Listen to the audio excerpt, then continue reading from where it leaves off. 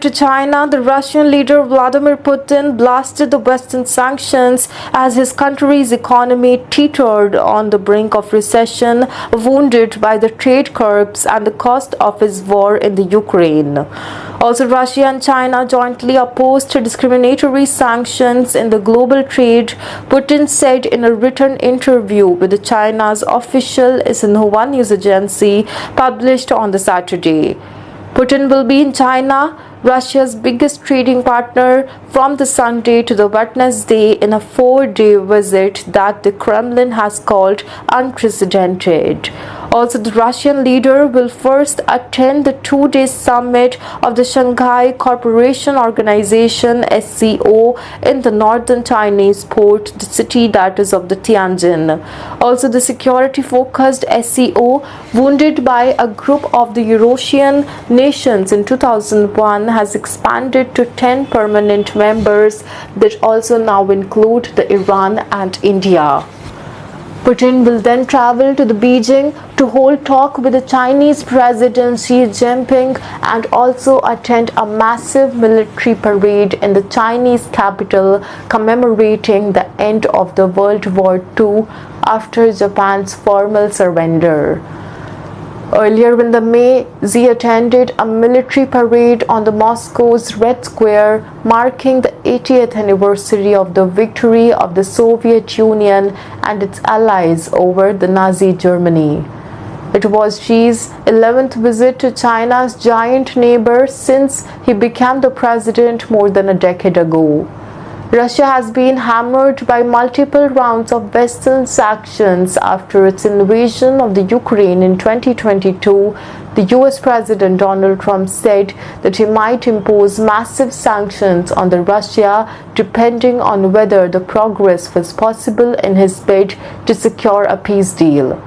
To sum up, the economic cooperation, trade and industrial collaboration between our countries are advancing across the multiple areas, Putin said of China, which the West accuses of backing the Russia's so-called special military corporation in the Ukraine. During my upcoming visit, we will certainly discuss further prospects for mutually beneficial cooperation and new steps to intensify it for the benefit of the people of the Russia and China.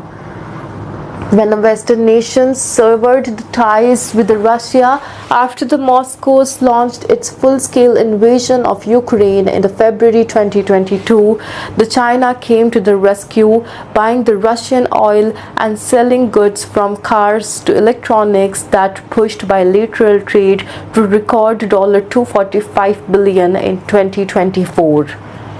China was by far Russia's leading trading partner by volume, and transactions between the countries were almost completely carried out in ruble and yuan and also yuan currency, the Putin said.